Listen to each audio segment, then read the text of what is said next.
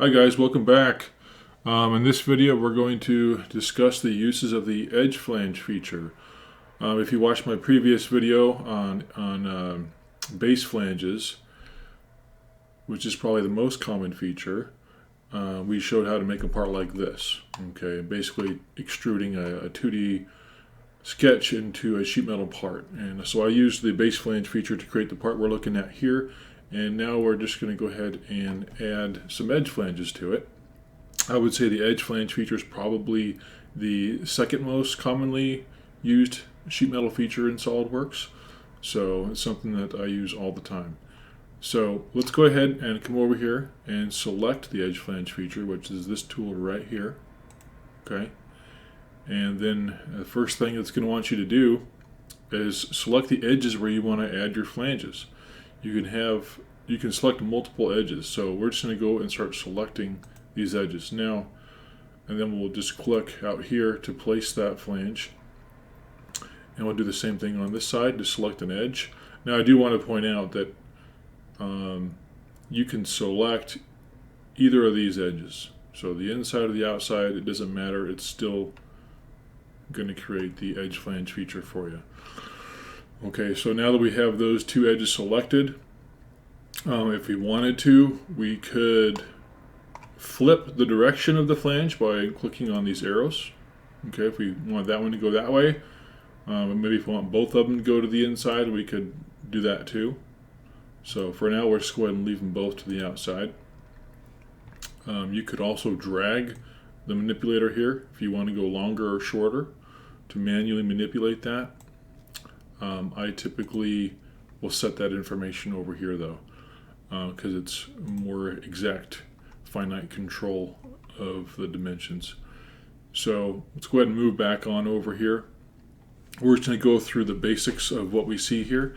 First thing is, it says use default bend radius. We have that checked. Basically what that means is that it is adopting the sheet metal parameters that are set in our sheet metal feature right here. Okay, so when we created the base flange feature, we we decided what the material thickness was, the bend radius, material thickness, and all those different things. And then basically, when we did that, it also created the sheet metal feature and put those defaults in here. So now any subsequent sheet metal features that we create in this part will adopt those parameters that are in that sheet metal feature right there. But if you want to override those things, like right here, I can override the bend radius. I can do that by unchecking this and just say, for example, I can put 200 thousandths in here if I want, and you can see my radius just got a little bit bigger. In most cases, you're not going to want to do that, and the main reason I would say is because it becomes a pain in the rear on the shop floor when you have to swap out your tooling just to get a different bend radius for certain bends. So if you can, I recommend keeping it the same bend radius for all your bends. So down here, move on to your angle. I can change the angle to whatever I want here, 100 degrees. Okay, I could change that to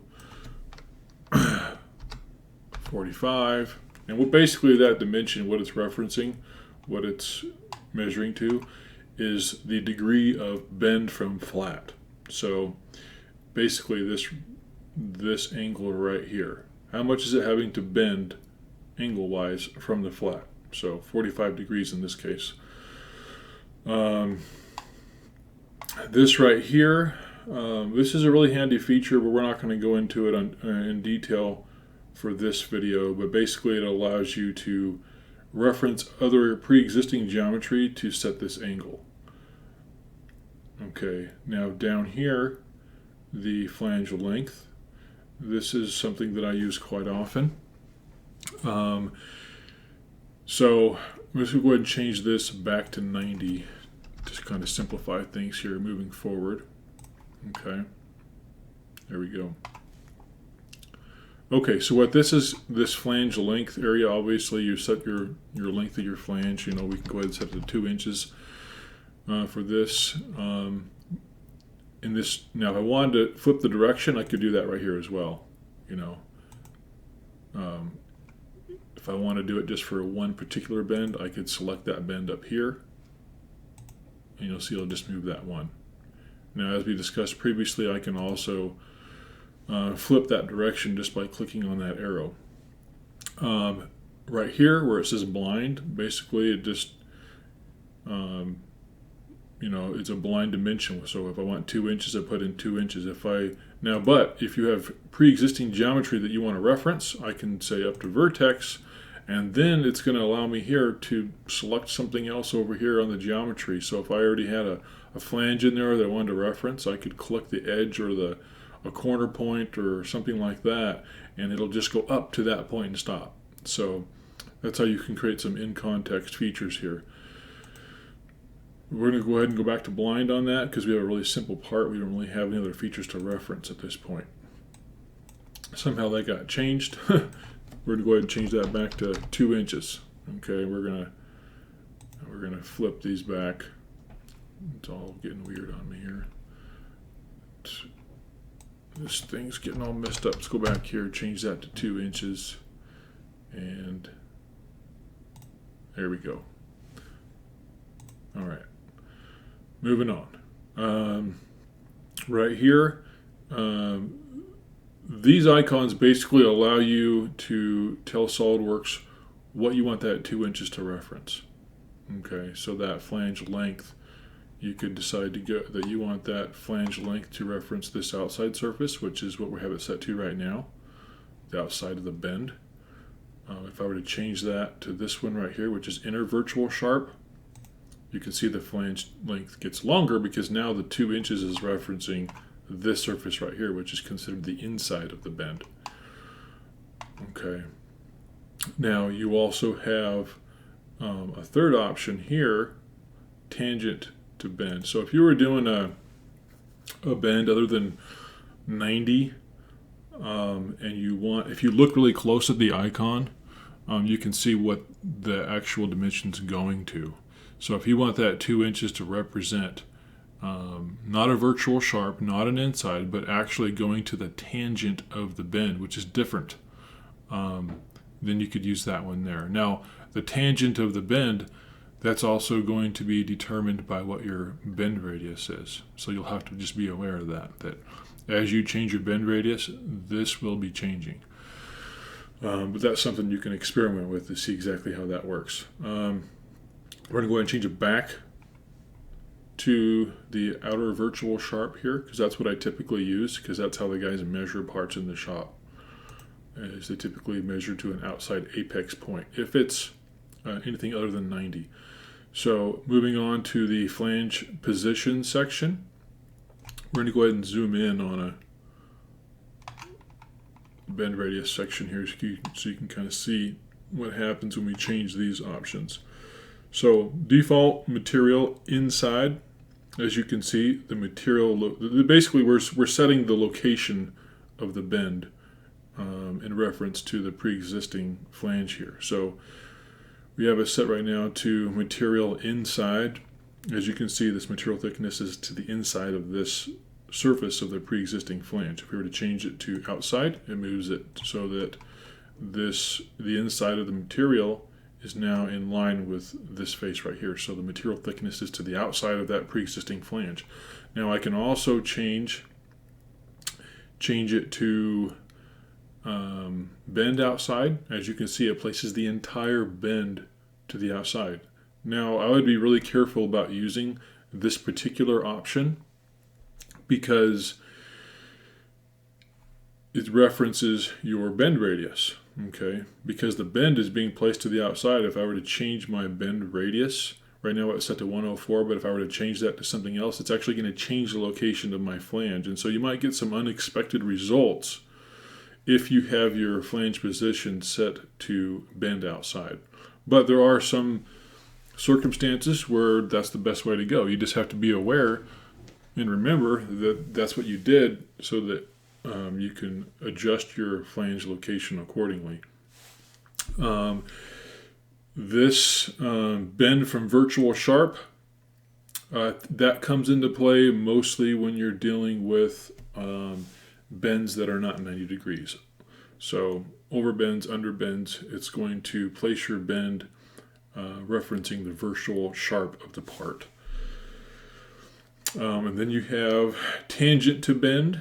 Okay, that's another one that's basically going to be referencing the tangent for a flange that is other than 90 degrees. And you can actually see in the icon here where it shows the flange overbent, because that only comes into play when you're doing bends that are other than 90. Okay, now down here we'll move on. Trim side bends. That comes into play if I have, let's say I had, let's go ahead and do one. So let's say I had another flange right here. Okay, so when I create this flange right here, if you look down here, how it's going to be basically intersecting with this other bend. What this trim side bends will do, and we'll see this when I select the green check mark up here to OK this feature, it'll actually trim out that area so you have an opening for like a bend relief. Okay, and we can actually go ahead and process this right now so you can see the difference. So I hit the green check mark, you can see my flanges. Okay, this is what it looks like if I have trim side bends selected. If I go back and edit my feature and I deselect that, hit the green check mark, you can see what it does. And typically that's not going to be an ideal situation. It didn't even give you a bend relief. So in most cases, probably even all cases, I will use the option to trim side bend. Okay, so we can fix those intersecting points. Offset. Okay, this is nice because if, for example,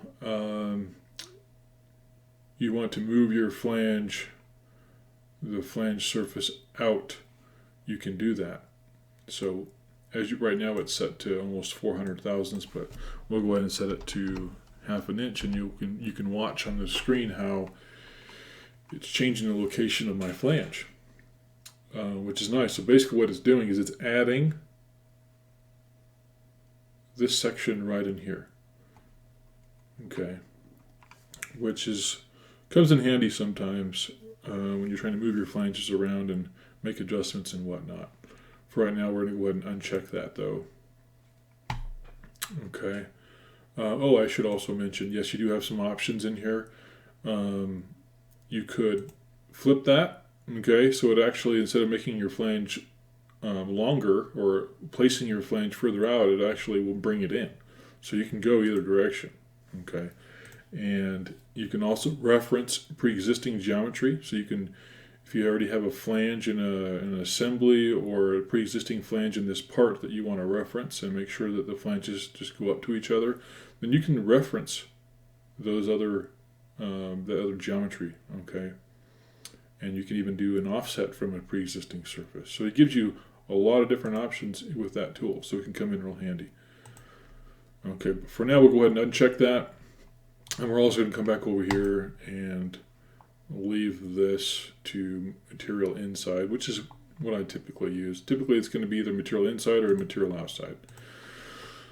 Now moving on, custom bend allowance.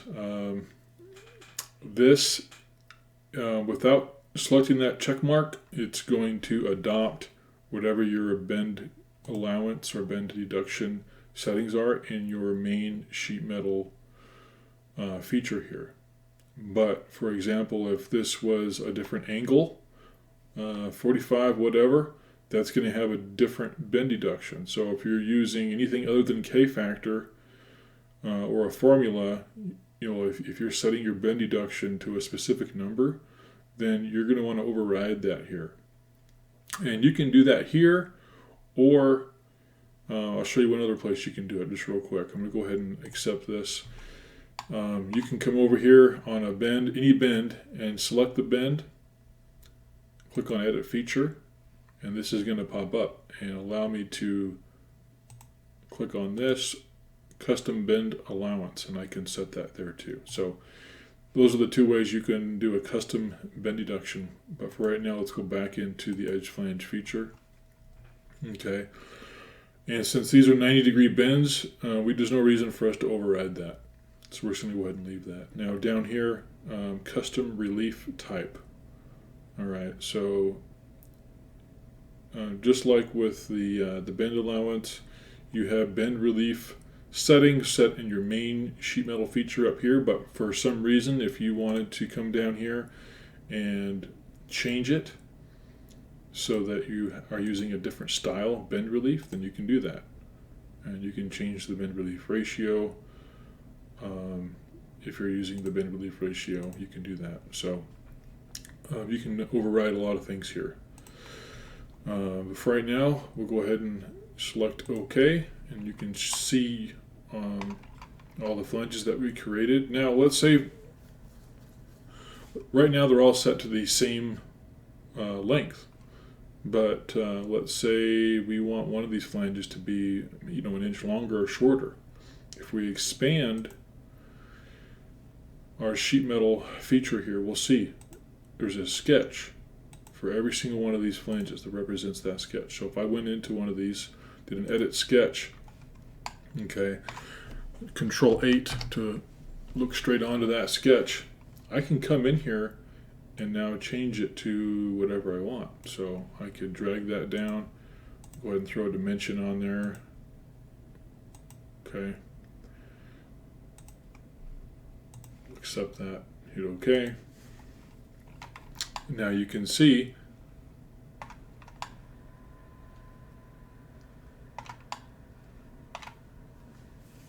it actually changed all my flanges for some reason.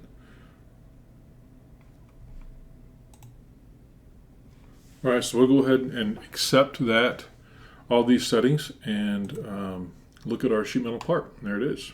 Okay. Now you'll notice that all my sheet metal flanges, of course, are the same size because we set them all to 2 inches in our sheet metal feature. But if I wanted to modify one of these flanges to customize it a little bit, I can do that because each flange has its own sketch. So in your sheet metal feature over here, you can expand that out. Okay, you can select one of these sketches, click on Edit Sketch, and now if you wanted to, you could change the length of that flange. Okay, and as you can see, the other ones are unaffected. So not only that, but I can come into this, one of my sketches here. Let's go ahead and select this one, for example. I'll go ahead and do Control 8 to look straight onto my sketch here. I can actually do quite a bit here. So I can move my flange, for example, if I want it to be a much narrower flange. I can add lines. So let's say, maybe I want to do something like this. Okay. And I'll go ahead and trim that out.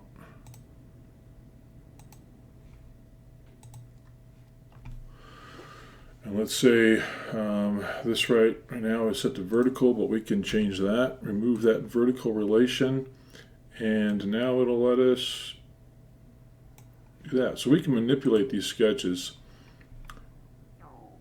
And go ahead and exit the sketch. And so we can really customize things. Now, if you want to have a custom angle for an edge flange, in that case, you would have to create a separate edge flange feature. So you can customize your sketches inside each sketch that are all part of the same edge flange feature. But if you want to have different angles, you'll have to have a different separate edge flange feature for that. So that basically covers the basics of the edge flange. But there is that one more thing I want to show you here, which is a really useful tool sometimes. If I were to, let's see here, let's go ahead and come into our Edge Flange feature, and we're going to get rid of, okay, we'll get rid of this flange over here. And then let's go back to our base flange, okay, and we're going to just add a flange here at an angle, okay, and we'll accept that. Okay, so we'll go back into our Edge Flange feature now, and actually we're going to go ahead and get rid of, because this is going to mess with it, we're going to get rid of this other flange down here so I can show you how another feature here works. Okay, so now this flange right here, if we want that to be basically matching this angle of this pre-existing flange, that's what this box is for. Okay, so I can click in here, come on, click, there we go, and then I can select this face and look what it does. Okay, so that's a pretty useful tool. I use it a lot, especially when I'm doing creating sheet metal parts in the context of an assembly. So you have an assembly, you have some components in there that you're trying to match up to. It becomes very useful. And just you have two different options here: parallel to face, which is the one that I use most often, but you could also do perpendicular. So it's going to make that flange perpendicular to that surface there. Okay, so I would say that pretty much covers the basics of the Edge Flange feature.